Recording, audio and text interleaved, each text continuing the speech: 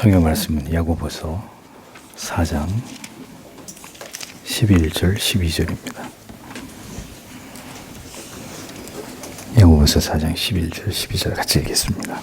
형제들아 피차에 비방하지 말라. 형제를 비방하는 자나 형제를 판단하는 자는 곧 율법을 비방하고 율법을 판단하는 것이라. 내가 만일 율법을 판단하면 율법의 준행자가 아니요 재판자로다. 입법자와 재판자는 오직 하나이시니 능히 구원하기도 하시며 멸하기도 하시느니라. 너는 누구간데 이웃을 판단하느냐. 아멘. 인간의 법과 양심의 문제, 오직 하나님만이 입법자이심 5항에서 8항까지를 해설하겠습니다. 인간의 법과 양심. 인간이 만든 법들이 어떤 신앙의 의무감을 갖게 하기 위해서 만들어진 것이라면 그것은 양심의 불법한 부담을 지우는 것으로밖에 볼 수 없다. 이렇게 칼빈이 설명을 합니다. 그러니까 우리의 양심은 사람이 아니라 하나님께 반응하는 것이다 라는 거죠. 자연인들도 양심의 기능이 인간의 모든 판단보다 가장 우위에 있다고 믿습니다. 바울은 양심을 위해서라도 통치자들에게 복종하라. 로마서 13장 5절에 그러므로 굴복하지 아니할 수 없으니 노를 인하여만 할 것이 아니요 또한 양심을 인하여 할 것이라. 이렇게 분명히 기록을 하고 있습니다. 통치자를 세우셨고 하나님의 뜻은 그들의 권위에 우리가 복종하는 것이고 그들이 존귀를 받는 것이 마땅하지만 바울의 가르침이 세속의 통치자가 세운 법이 우리의 양심을 침해해서 우리의 영혼의 내면을 다스릴 수 있다고 적용될 수 있는 것은 아니다라고 분명하게 일갈합니다. 바울의 논지는 어떤 곳에서나 사람의 그 어떠한 법령보다도 하나님을 예배하는 것과 올바른 신자의 삶을 위한 영적 규범이 가장 최상위에 있어야 된다는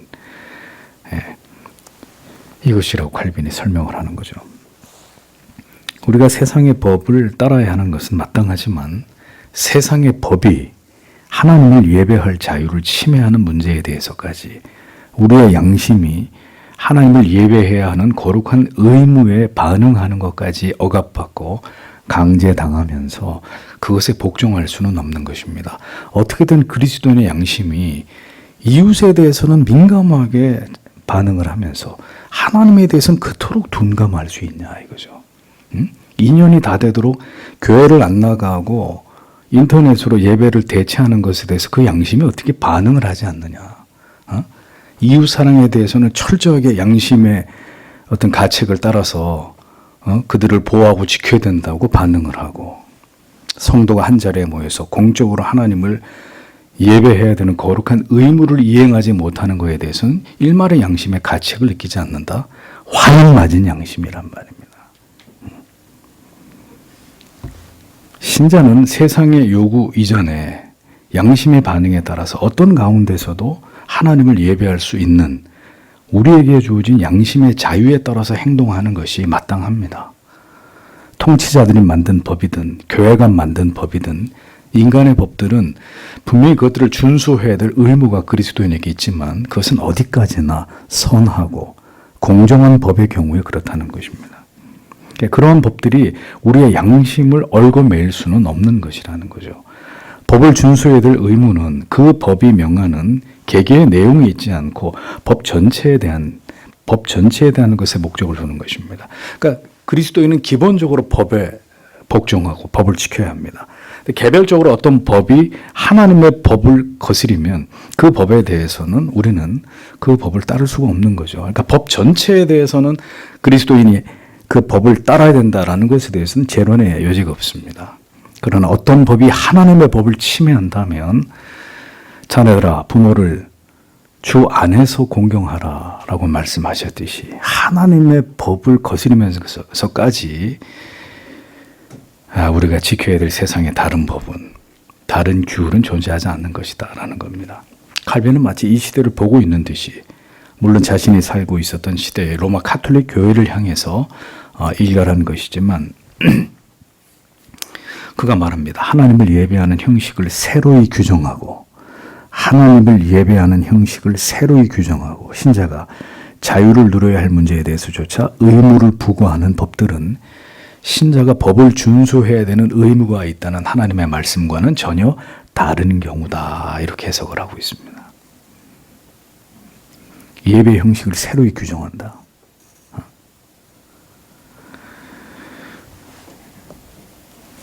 결국은 이런 모든 말씀들도 들을 기회가 있는 분들만 들으시는 거예요. 예배를 드리다가 갑자기 교회를 안 나오기 시작해요. 그분이 뭐 하시나? 집에서 다른 교회 인터넷으로 설교 드리면서 예배 드리신다는 거죠. 참 안타까운 일입니다. 안타까운 일이에요. 심히 안타까운 일이에요.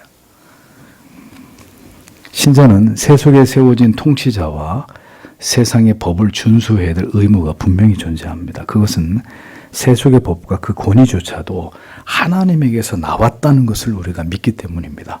그러나 그 세속의 법과 제도와 통치가 우리의 양심을 거스려서 하나님을 예배하는 일에 변형을 강요하고 성경적인 윤리와 도덕의 규범에 벗어나는 것을 우리에게 강요하고 그것을 강제할 때 성도는 이에 대해서 분명히 우리의 거부권을 행사하고 정당하게 그것에 저항할 수 있는 것입니다. 교회가 속히 그렇게 되기를 우리는 계속 기도해야 할 것입니다. 여섯 번째로 교황주의가 제정한 교회법의 부당함.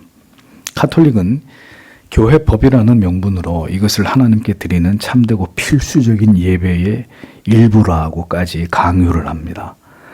교회에서 만든 법이다. 그래서 이게 하나님께 드리는 필수적인 예배다. 이렇게 같이 두는 거. 하나님의 법과 하나님을 예배하는 모든 방식을 자기들이 정한 그것이 같다고 보는 것입니다. 마치 지금의 변형된 어떤 형태들조차도 예배가 될 수 있다고 우기듯이 가톨릭은 많은 법들을 만들어서 그것들이 영혼들을 붙잡는 올무로 삼고 있다고 칼빈이 이것을 지적을 하죠. 칼빈은 자격이 없는 거짓된 감독들이 스스로 자기들이 원하는 것은 무엇이든 가르칠 권한이 있다고 주장하면서 나아가서 법을 제정하는 권세까지 그들이 가지고 있다고 주장하는 이것을 비판하고 있습니다. 거짓된 감독들은 자기들이 주께로부터 신령한 입법자로 지명을 받았고 따라서 교회를 다스리는 일이 자기들에게 맡겨졌다는 것을 구실 삼아서 계속 교회가 새로운 법을 만들고 양심의 그 짐을 지우고 있었습니다. 그들은 자기들이 명령하고 제정하는 것은 무엇이든지 그리스도인들이 반드시 준수해야 된다고 주장을 합니다. 그리고 이것을 어기는 자는 누구든지 하나님과 교회를 대적하는 이중적, 하나님도 대적하고 교회도 대적하는 이중적 불순종의 죄를 범하는 것이다 라고까지 말합니다. 중요한 것은 필요한 권위를 하나님의 교회의 질서를 지켜나가기 위해서 하나님의 말씀을 올바로 선포하기 위해서 필요한 권위를 필요한 만큼만 사용하는 것이라는 거죠. 그들이 만약 참된 감독이라면 자기들에게 주어진 권위를 자기들이 주장하고 싶은 만큼이 아니라 교회를 다스리는데 정당하게 필요한 만큼만의 권위를 사용할 것이라는 거죠. 그들이 정상적인 감독이라면. 그리고 우리가 반드시 그것을 인정을 해야 됩니다. 필요한 만큼 하나님께로부터 부여된 목자적 공권을 행할 때 목회자나 당회가 그러한 권한을 행할 때 성경이 분명히 말씀하고 있는 또 하나님의 교회를 치리하기 위해 필요한 부분을 분명히 필요한 만큼 사용할 때 그걸 교회가 인정하고 존중해야 되는 거죠. 문제는 뭐냐? 월권이라는 거예요. 월권. 하나님의 법을 교회에서 바로 세우고자 함이 아니라 다른 목적으로 그들에게 주어진 권위를 넘어서 그것을 행사하는 것입니다. 그리고 그것을 다 합리화하는 거죠. 하나님의 법이라고. 교회는 반드시 하나님께서 주신 권위를 올바르고 정당하게 행사해서 교회와 성도를 보호하고 진리의 가치를 수호해야 합니다. 성도의 신앙과 삶의 규범으로서의 성경의 권위를 분명히 높이고 모두가 그것을 따라 하나님을 섬기도록 교회에게 주어진 권징과 치리의 권위를 반드시 행사해야 합니다. 그러나 그 모든 것은 성경이 주신 권위 아래서만 시행되어야 한다는 거죠. 어떤 장로님이 계속 목사님의 일탈에 대해서 어떤 재정을 올바르지 않게 사용하거나 어떤 성경적이지 않은 문제에 대해서 계속 당해서 그 부분을 목사님께 말씀드리면서 시정하셔야 되고 고치셔야 됩니다. 그 목사님이 그 장로를 교회에서 쫓아내요. 이런 짓을 하면 안 된다는 겁니다. 이런 짓을 하면. 그것은 교회의 법을 초월해서 목사가 자기 마음대로 성경이 허락하지 않는 권한을 행사하는 거죠. 또 교회의 젊은 집사님들이 꼰대 당회원들, 당회를 해산시켜버리고 운영위원회를 조직을 해서 이제는 옛날 당회 뭐 이런 체제 다 없애버리고 젊은 집사들이 운영위원회 만들어서 이제 우리가 자체적으로 교회를 이끌어 나가야 된다. 그러니까 일괄적으로 당회원들 다 사표내고 사퇴하십시오. 이렇게 주장하는 미친 짓거리들을 한단 말입니다. 용서하십시오. 응? 미친 짓거리들을. 그럼 지들 마음대로 그런 교회를 세우든가 그러면요. 응? 하나님 인정하시는 교회가 아니겠지만. 그런 짓을 버젓이 하고 있습니다. 교회 안에서. 교회는 반드시 하나님이 주신 권위를 올바르게 정당하게 행사해서 다시 말합니다. 교회와 성도를 보호하고 진리의 가치를 지켜야 된다.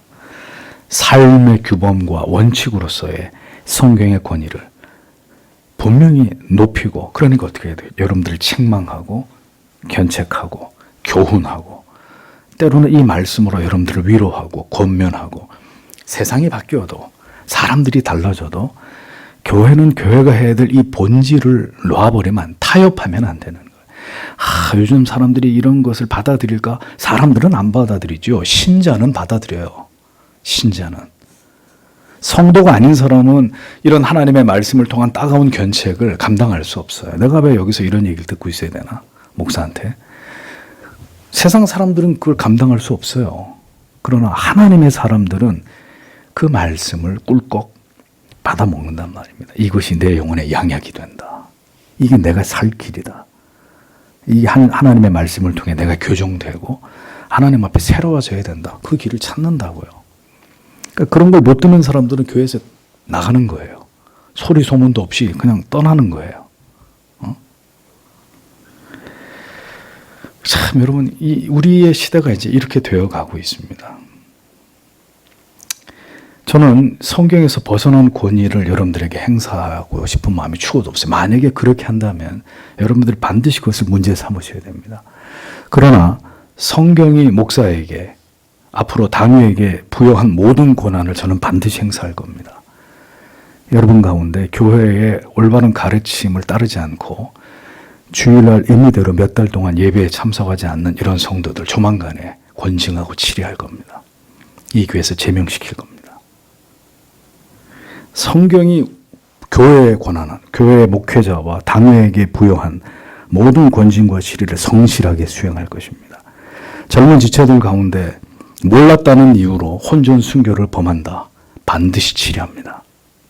결혼하기 전에 잠자리를 같이 했다. 반드시 치리합니다. 분명히 말씀드린 건데 부패한 로마 카톨릭처럼 그것이 사람에 의해서 입법이 되고 그들 스스로가 어떤 삶의 규범을 제정해서 그것을 일방적으로 사람들에게 강요하는 그런 형태가 되어서는 안 되는 것입니다. 그래서 칼빈은 이것을 강력하게 거부하고 있는 거예요.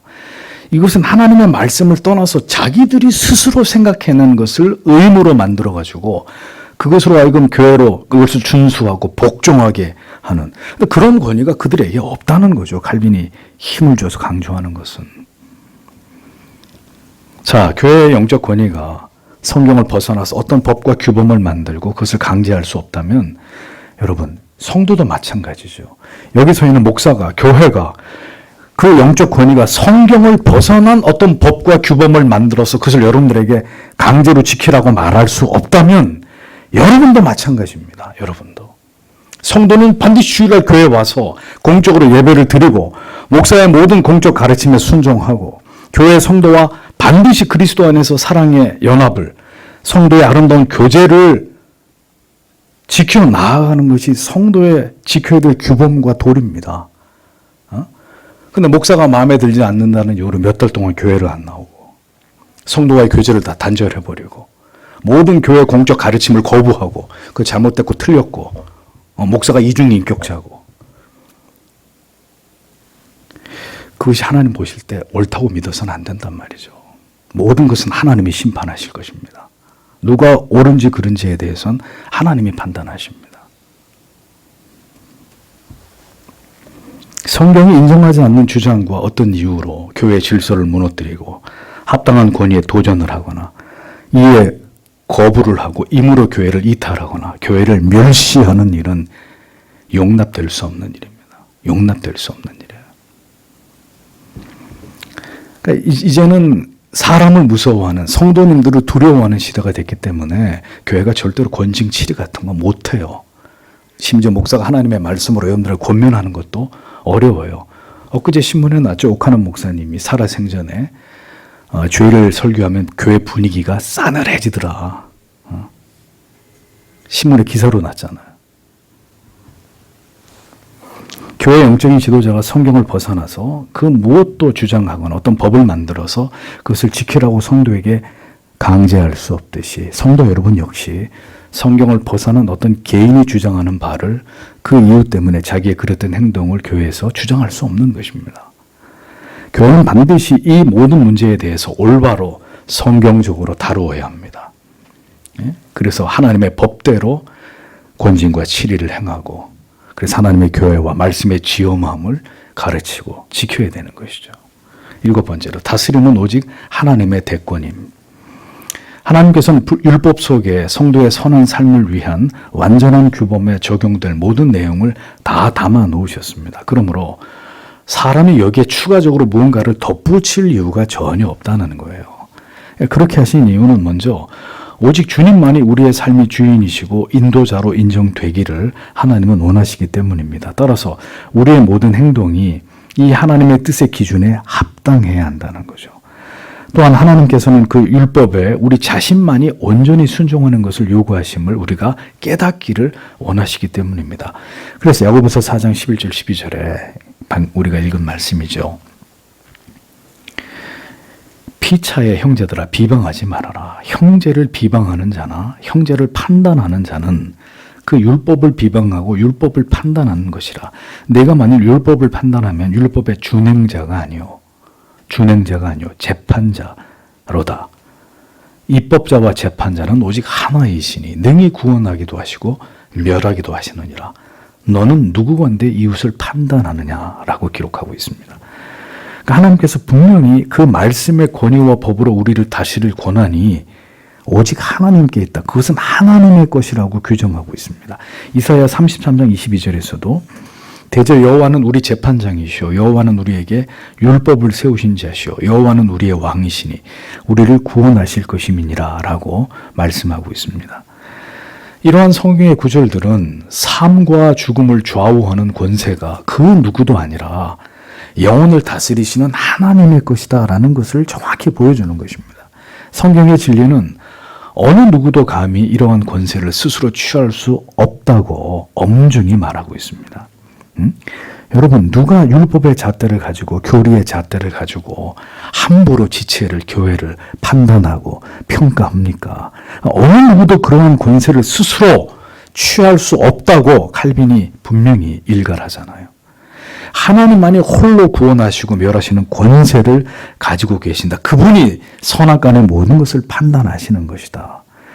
깨닫게 할 자를 하나님의 말씀을 통해 양심으로 그를 깨워서 하나님이 그를 이끌어 가시는 것이라는 거죠. 왜 성도들이 서로를 비난하고 정죄하고 신학적으로 옳음과 그름을 가지고 분쟁과 쟁투를 일삼는 일들을 행하느냐 이거죠. 누구에게 그러한 권위를 부여받았고 누가 그렇게 해도 괜찮다고 여러분들에게 가르쳤냔 말입니다.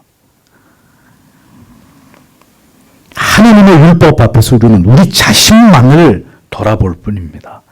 얼마나 많은 성도라 하는 자들이 교회와 성도와 목회자들을 판단하고 그 같은 이유로 교회를 떠나고 시험에 들고 어리석은 일들을 범하고 있는지 모릅니다. 신앙이 그런 것입니까? 하나님을 신앙하는 것이 그런 것입니까? 내 마음에 드는 이상적인 것을 찾아다니는 것이 하나님과 하나님의 법과 계명을 사랑하는 성도의 삶입니까? 오직 하나님만이 우리의 통치자이시고 재판장이시고 그분이 입법자이시고 그분이 구주이십니다. 그러므로 베드로 역시 목자들에게 그들의 직분에 대해서 이르기를 베드로전서 5장 2절에서 3절에서 너희 중에 있는 하나님의 양무리를 치되 부득이함으로 하지 말고 오직 하나님의 뜻을 쫓아 자원함으로 하며 더러운 일을 위하여 하지 말고 오직 즐거운 뜻으로 하며 맡기운 자들에게 주장하는 자세를 하지 말고 오직 양무리의 본이 되라 라고 기록했습니다. 이것은 맡기운 자들이란 하나님께서 목양하도록 보내주신 성도님들을 의미하는데 그들에게 주장하는 자세를 취하지 말라고 말씀하는 것입니다. 이렇게 말씀하시는 이유는 양을 치는 목자라 할지라도 하나님의 말씀과 관계없이 교회를 자기 마음대로 주장하기를 좌지우지하려고 하는 이런 모든 자들의 그릇된 권위는 절대로 인정할 수 없기 때문이에요. 인정할 수 없기 때문이에요. 그러므로 가르치는 자 역시 성경의 권위와 그 가르침을 벗어나서는 안 되고 가르침을 받는 자 역시 성경의 권위와 그 질서와 법을 넘어서 자기를 주장하는 어리석음을 범치 말아야 한다는 것입니다. 어떤 이유 여하를 막론하고 진리의 법을 우습게 여기는 자들이 있습니다. 다시 말하지만 하나님의 말씀의 권위와 그 권위를 올바로 행사하는 교회의 영적 권위를 무시하고 임으로 자기가 생각하는 고집과 주장으로 하나님을 신앙하려고 할 때 교회에게 아픔과 근심을 줄 때 반드시 하나님께서 이것에 대해서 심판하시고 징계하시는 일이 될 수 있다는 것을 기억해야 합니다. 지금은 교회와 목사와 성도도 그리고 세상도 세상의 통치자와 모든 권세자들조차도 여러분 법을 무너뜨리는 시대가 되었잖아요. 여러분들이 매일매일 신문지상을 통해 보시듯이 법을 무너뜨리는 법을 우습게 여기는 시대가 되어버렸습니다. 일개 가정에서 학교에서 직장에서 국회에서 교회에서 어디서든 이제 법을 우습게 여기는 시대가 됐습니다. 어른들을 다 꼰대라고 취급을 하고 어른들의 얘기는 무조건 거부하고 안 듣는 게 정상인 이런 시대가 되어버렸습니다. 모두가 제 소견에 오른 대로 자기의 고집과 주장대로 자기의 의를 주장하는 악한 시대가 되어버렸단 말이죠. 법을 지키고 이런 게 굉장히 수치스럽게 여겨지는 이게 순종하는 게 그리스도인의 미덕이 아니라 그 순종을 하면 그 뭔가 모자라는 사람처럼 이렇게 간주하려고 하는 이런 풍토들. 칼빈은 로마 교회의 모든 그릇된 권위주의를 집요하게 공격하면서 그것의 비성경적인 부분들을 폭로하고 있습니다. 그러나 단언하건대 칼빈이 이 시대에 살아있다면 이제는 이 개혁된 교회들의 모든 추악한 신앙의 모습들을 이렇게 똑같이 일갈하고 저는 꾸짖었을 것이라고 생각합니다. 루터가 종교개혁, 교회개혁을 주도하고 목사들을 계속 교육하는 가운데 이신칭의 교리를 잘못 오해해가지고 많은 당대 목회자들이 굉장히 비도덕적이고 반율법주의적인 그런 흐름으로 가니까 루터가 서둘러서 루터 대교리 문답집을 작성을 하죠. 거기서 얘기하잖아. 이 돼지 같은 목사들아. 아주 노골적으로 돼지 같은 목사들아. 하나님의 말씀을 오용하고 니들의 탐욕이나 채우고 있는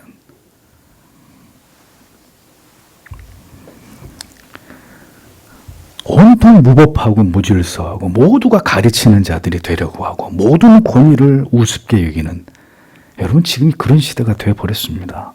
이제는 권위주의가 문제가 아니에요. 칼빈이 이 글을 쓸 땐 로마 캐톨릭의 그릇된 하나님의 법을 초월한 교권주의 그것을 질타했지만 사실 지금은 그 반대입니다. 지금 누가 교회에서 권위주의를 내서 그 목사 당장 쫓겨나가려고요. 이제는 권위주의가 문제가 아니라 탈권위와 몰권위의 시대가 되어버렸다 이거죠. 권위를 부정하다 보니 이제 권위라는 것 자체가 사라져서 건강한 권위로 가정이든 사회든 국가든 교회든 올바른 길로 하나님이 세우신 지도자를 통해서 그게 세워지고 다스려져야 되는데 누구도 그걸 행사하려고 하지도 않고 하나님이 주신 그 거룩한 권위를 행사하려고 하지도 않고 그 행사하는 것을 용납하지도 않고 참 이게 지금 우리 시대의 단면입니다. 누구든 바르게 어떤 가치를 진리 위에 세워놓으려고 하지 않아요. 어설프게 나섰다가 몰매를 맞으니까. 왜 그렇습니까? 사람들을 두려워하고 세상과 이 시대의 정신을 두려워하기 때문입니다. 교회가 뭔가 옳은 말을 했는데 그게 분명히 성경적으로는 옳은 말인데 그리스도의 영이 없는 사람들이 들을 때는 굉장히 불쾌한 말이고 저들의 논리로는 이해할 수 없는 말이기 때문에 이게 빗발치듯이 그런 주장을 하는 교회나 목회자들을 공격하겠죠. 미친 소리 하지 말라고. 그러니 이제는 사람들을 두려워하고 세상과 이 세상을 지배하고 있는 시대의 정신을 두려워하기 때문에 말을 못하는, 짓지 못하는 개들이 된 겁니다. 교회와 오늘날 교회 목회자들이. 인간들이 하나님의 자리에 올라가서 그저 다수가 주장하는 게 법이 되어버리는 이런 시대에서 사람들은 사람들을 두려워하는 것입니다. 그러니 교회가 하나님의 법에 의해서 통치되는 것이 아니라 사람들의 눈치를 보는 것입니다. 이 시대의 사람들, 다수의 사람들이 생각하는 그들이 다수가 옳다고 믿는 그 가치에 따라서 세상의 교회가 끌려가는 것입니다. 교회가 세상을 끌고 하나님의 말씀으로 가는 것이 아니라 교회가 세상에 질질 끌려가는 것입니다. 다수의 사람들이 가자고 하는 길로. 입 닥쳐, 너희만 구원 있지 않아. 다른 종교에도 다 구원이 있어. 너희만 구원이 있다고 떠들지 마. 듣기 싫으니까. 입 닥치고 전도하지 마. 예수 전당 불신족, 불쾌한, 사람을 불쾌하게 하는 그따위 말 하지 마. 다 이렇게 진리의 재갈을 물려버리는 것입니다. 그러면 교회는 알겠소. 우리가 잘못했소. 이제 그런 말 하지 않겠소.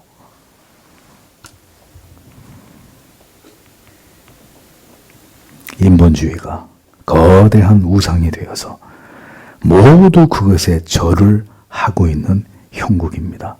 하나님의 교회도 이제 그렇게 무너지고 있습니다. 권위에 도전하고 권위를 무시하고 누구든지 가르치고 판단하고 제 스스로 알아서 진리의 길을 찾아가는 시대가 되어버렸습니다. 총체적인 난국입니다. 누가 이 교회를, 이 나라를, 이 사회를 바로 세울 것입니까? 누가 무너진 이 법을 교회 안에서, 세상에서 바로 세울 것입니까? 조금만 자기를 기분 나쁘게 해도 위도 없고 아래도 없어져 버리는 이런 시대. 혼돈과 무질서로 가득한 세상에서 이제는 모두가 피해자가 되고 있습니다. 성도 여러분, 다시 말씀드립니다. 부디 하나님의 법을 지키십시오. 신자들부터 하나님께서만이 홀로 재판장이시고 입법자이시고 통치자 되심을 알아 겸손히 그 앞에서 우리를 낮추고 그 도에 복종하는 자들이 되어야 합니다. 그가 아름다운 신자입니다. 참으로 안타깝고 개탄스럽게 그지없는 오늘날의 교회의 모습들을, 신앙의 모습들을 봅니다. 교회 안에서.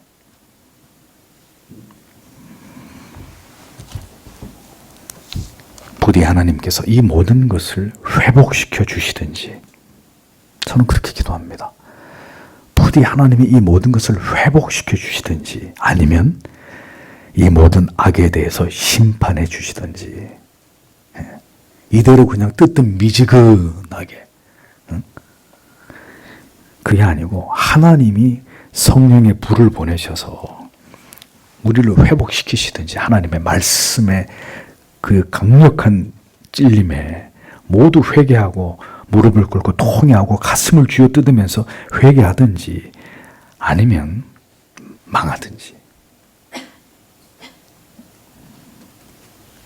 오늘도 우리는 기도해야 합니다. 이 반복되는 추악의 역사 앞에서 오늘도 우리의 희망은 오직 하나님과 하나님의 말씀뿐이라는 것을 기억하면서 부디 하나님의 말씀에 복종하는 하나님의 자녀들과 교회 되기를 우리는 기도해야 합니다. 더불어 하나님이 세운 권위들도 그 권위의 본래의 자리를 찾아서 권위주의가 되지도 말고 탈권위를 용인하지도 말고 하나님이 디자인하신 그 교회의 모습을 아름답게 복원할 수 있도록, 그게 주의 뜻이면 주님의 교회를 그렇게 바꾸시고, 그게 주의 뜻이 아니면 우리에게 도래하는 모든 심판을 믿음으로 깨어있는 자들은 감당할 수 있도록 하나님께서 붙들어 주시기를 이제는 기도해야 되는 것입니다. 또 한 주가 시작될 것입니다. 지체 여러분. 하나님의 말씀을 붙들고 이제는 전쟁입니다. 전쟁. 전쟁이 뭐예요? 같이 살고 같이 죽는 게 아니라 저 사람을 죽여야, 저 적을 죽여야 내가 사는 거잖아요. 그러니까 진리가 아닌 것을 무너뜨려야 진리가 서는 거예요. 진리든 비진리든 같이 가면 되지 않소. 같이 윈윈하면 되지 않소. 그것은 성경의 가르침이 아닙니다. 모든 기독교의 유구한 역사 속에서 비진리는 진리의 공격을 받아서 패퇴됐습니다. 진리가 아닌 것은 진리가 아닌 거의 정체를 진리를 통해 폭로되면서 역사 속에서 그것이 진리가 아닌 것으로 판명되고 역사 속에서 사라졌습니다. 더 이상 진리의 논쟁 자체가 소멸되고 있는 시대잖아요. 우리는 그런 시대 속에 진리 전쟁을 해야 합니다. 기도하겠습니다.